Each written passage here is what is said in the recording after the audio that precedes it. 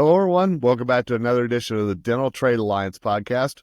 My name is Kevin Henry. I'm honored to be the host of this podcast, as well as the editor-in-chief for drbicuspid.com, and thrilled today to start a series that we're going to be doing on the trade shows that are out there, the dental meetings that make up such a big part of the fabric of our dental industry.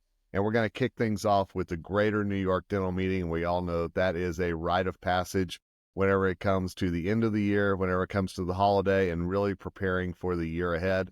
And I'm thrilled today to have Dr. John Young and Tom Loughran on from Greater New York. Gentlemen, how are you all today? Kevin, fine, thank you. Doing great, Kevin. Thank you. Hey, thrilled to have you both on. Thrilled to talk to you all about what is going to be a great Greater New York dental meeting. I have no doubt about that. But before we dive into that, I'd love just for our audience to know a little bit more about each of you. Dr. Young, would you mind kicking it off? Sure. I'm the general chair this year of the Greater New York Dental Meeting, and I'm a general dentist, and I was in practice for 23 years. Tom, how about you? I'm the general manager for a Greater New York Dental Meeting, and I've been on board. This will be my second meeting. And I come from the commercial trade show side of the events business, work for two large companies, Reed Exhibitions and Clarion Events. And I have some prior to coming, I had experience in working with clinicians, optometrists, ran large events for optometrists, and we had large continuing education programs. And Tom, I'm going to start with you, if that's all right. I'd love to talk about some of the changes that you've overseen since you've come on board. Well, we've done a lot of things differently since I've come on board, and part of it has been focusing internally in terms of our processes and how we operate internally. But more importantly, it's the way we look at our customer. We have two different customers, as you're well aware, both the dentist and their staff and the dental industry. And how we approach our customers, we're looking at differently than previously. And what I mean by that is we want to understand our customers on a very granular level through research online, where we've hired a consultant to help us understand that research and be able to do deep dives into certain topics, but also anecdotally when we have conversations. And we want to ensure we have conversations with the right people at a senior level that make the decision on what events a company might participate in, or at least have a major influence on those types of decisions. And we want to understand what are the needs of our customers on both sides of that fence, the dentist and also industry. So we're working hard as a group, the overall board. We have probably 20 dentists that participate in our board meetings and also the staff. So there's a little bit of a new way of thinking in terms of research and understanding senior level executives. But that's important in terms of understanding where we are and where we need to go. I'd love to follow up on that, if that's all right, because I know that Greater New York is among the dental trade shows out there that really view the dental industry as a partner whenever it comes to this. And I'm just wondering, how do you ensure that partnership stays at a high level? Well, again, we do it through research and building and maintaining very good relationships with our customers. And the advantage of working at an association like this, well, it's owned by two local dental societies, as you're probably well aware, is that the dentists also get involved, and they also have very good relationships throughout industry. But they also understand now that we want to fulfill whatever needs there are.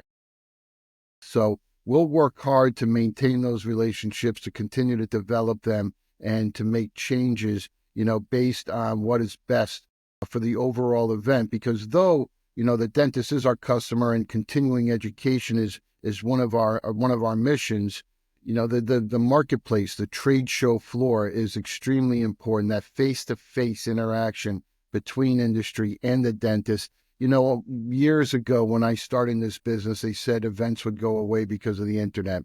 They've only gotten stronger because people like to be together. So the trade show floor is probably the most important aspect it is the most important aspect of the overall event. And we will strive to ensure that's strong at this upcoming event and in the foreseeable future. Yeah, it's interesting. With Tom's research, he's also led us with a strategic plan. So the committee is in the midst of doing this plan right now, too. So we're looking at three big elements. One is exhibitors. We want to grow our exhibitors. 2 is continuing education. We would like to have a really attractive education course. And number 3 is the attendees. We'd like to continue to grow our attendees. I know that three-pronged approach will really be on display this year. It's going to be a milestone event, and congratulations in advance on the 100th meeting. Tell us a little bit about why you're excited about it and what some of the celebrations are going to be around this milestone. Oh, well, the 100th anniversary is really a big event for us. So on Monday at 12:45, we're going to have the celebration, our centennial celebration. That used to be our celebrity speaker, and we've changed that program this year. We're going to have music, Broadway shows from Mamma Mia and also Jersey Boys, too. And it's a free event, too, so anybody can come and enjoy the show, the program we're having. Also, we're trying to bring more things to the floor this year, too, to attract more people to the floor and also have them come and visit our exhibitors, too. So we're having the opening ceremony on Sunday morning at 9:30. We're having a marching band and a ribbon-cutting ceremony. And I think it's going to be like Pied Piper with everybody following the band down through the aisles and the exhibit floor. And then we're going to have giveaways, too, all the days of the meeting, too. We're going to have birthday cupcakes giveaways, too. So we're trying to bring some more excitement to the meeting.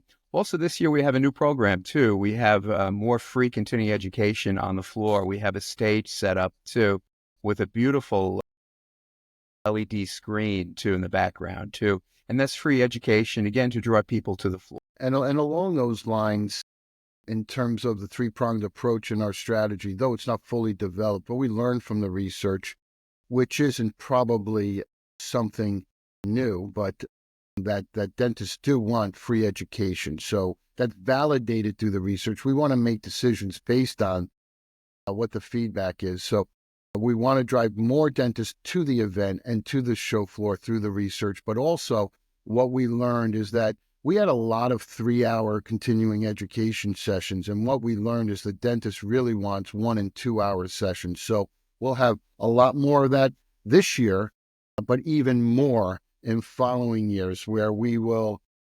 reconstruct our continuing education program based on the dentist needs and what they would like to see from us. And I think it's working, too, because our latest results show that we have a 20% increase in the number of dentists that have registered versus this time last year.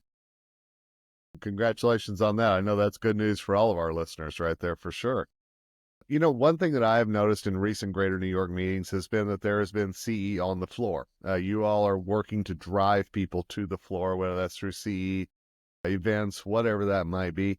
What is the importance or the relationship, I should say, or the responsibility maybe of the meeting to make sure that those attendees actually get to the show floor to be a part of that face-to-face that you discussed earlier, Tom? Yes, we will have actually more CE on the show floor post-COVID, since we've had in the previous events since COVID. We'll have more classrooms surrounding the show floor in a variety of areas. We had them just on the right-hand side. Now we'll have them throughout the show floor to ensure that we drive that traffic, so every exhibitor has the advantage of having that traffic drive through their area. But as Dr. Young mentioned, we also will have the main stage, which will be a 250-seat theater, which we haven't had previously, again, ensuring these dentists get on the show floor, walk through the show floor, and you know, there's all those interactions they'll have on their way to CE and the way out. And we will also eventually stagger our continuing education program. So basically there'll be open time periods so those dentists can spend more and more time, at least the ones, you know, that come for continuing education. Quite frankly, the majority of the dentists don't even take continuing education with us, and they spend time on the show floor, which is probably something most people don't realize. And yes, Kevin, it is our responsibility to ensure that we have programs like this to get the buyers on the show floor for the exhibitors. I mean, they are the biggest, a huge part of this event. Without them, we wouldn't have an event, and we appreciate their support. And not only will we have the continuing education, but like Dr. Young mentioned, all the giveaways we have this year for the 100-year anniversary, we continue We will continue, though it's special for 100 years because it's the first time we have these giveaways. A bunch of different items, anything from a towel to a beer glass to a phone charger. But we will actually do that in following years also to continue to drive that traffic. Yeah, it's interesting in the research that we saw that the primary reason the dentist comes to the Greater New York Dental Meeting is to go to the show floor. I always thought it was for continuing education, but that's in second place. So the show floor, we were talking about it just the other day in strategic planning. That's really continuing education for the dentists too, because they go from booth to booth and they learn about new products or new techniques right there on the show floor. So yeah, that's important. We want to get people out there and get that special education. Yeah, just to elaborate on that, new products and new technologies are the top two reasons dentists attend Greater New York Dental Meeting. Good advice for our listeners right there to kind of know what Yes, it people are is. looking out for. I love that The little new tip. products Nicely out done. there. Nicely done. I've got to admit, I'm a little biased because I'm taking part in the Greater New York Team Day again this year, which I'm really excited to help those team members out there. And absolutely, we know the dentists driving to the floor are so important, but the team members, you all are doing so much to make sure that there are team members there as well and that there's education for them as well. Yeah, that's an important part too. We're looking at the attendees and team members are also that important part that we want to continue to grow that group of people because they really bring a lot of energy to the floor too. When they're there, you know it too, because they're very excited. So we want to have them there. And we have special programs for hygienists, and we know some of our customers do want to interact with hygienists that come to the event. And so, we try to have something for everyone on the staff. And not only that, it also through our research, we understand that there are dentists that love to bring their staff to Greater New York because it's an excellent team building exercise. The staff loves it. They get re-energized as being part of a great industry when they see a big event like this. So, on so many different levels, we try to help support our customers, the dentists, and strive in their practice, especially these days with the independent dentists competing with the DSOs. One thing I've heard personally is that so many dental practices, as you mentioned, bring their team members there because it gets them outside of that bubble and really allows them to understand the bigger picture of dentistry besides really what they focus on usually on a Monday through Thursday or Monday through Friday. Exactly right. And it also brings them enthusiasm when they get involved with these programs too. And let's be honest, it never hurts to be in New York at the holidays either. I know that's always a very special time. And that's one thing, for people like me who live outside the area, I know that's a benefit of coming to Greater New York is that it is that time of year when you can kind of get in the holiday feel and maybe even get that little first taste of winter, whatever it might be.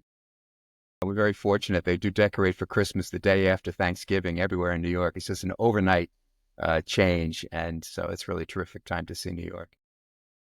Gentlemen, is there anything we haven't discussed about 2024 of Greater New York or what you all have planned for the future that we haven't touched upon? I'd love to just give you all a chance to let me know that. Well, we continue. We plan on continuing, as I mentioned a couple times, to work with our customers to understand their needs and continue to develop the event. I have found that the dental industry, the events part of the dental industry, has lagged a little bit behind some other industries in terms of the post-COVID recovery. And that's for a variety of reasons. I think part of which is, the proliferation of continuing education online. And one of the reasons why we're taking a close look at how we deliver our continuing education. But we look to continue to grow. And we have a goal of in a couple years to be higher than our pre-COVID numbers and continue to strive to bring that value to the exhibitors on the show floor. That is our number one priority, is to ensure that our exhibitors walk away from Greater New York and say, wow, that was an excellent event. So that's utmost on our mind. And as we develop our strategy, everything that we speak about, that will be a piece of the conversation. I think Tom has a great goal. He says he wants the Greater New York Dental Meeting to be the most exhibitor-friendly meeting in the United States. So that's our goal for the future. It's a great goal. I know our audience perked up their ears whenever they heard that. And obviously, I know you all are working with the Dental Trade Alliance as well as other trade partners to make sure that you do meet that goal. So, Dr. John Young, Tom Loughran, thank you both for your time today. I really do appreciate it. Thank you, Kevin. And thanks to all of you who've listened to this episode of the Dental Trade Alliance podcast. We look forward to not only being at the Greater New York Dental Meeting, but also at other meetings as well. And we will have some of those on in the future to talk about their plans and how it impacts the dental trade as well as their dental clients. Till next time, it's Kevin Henry, host of the Dental Trade Alliance podcast, signing off. Wish you nothing but success ahead.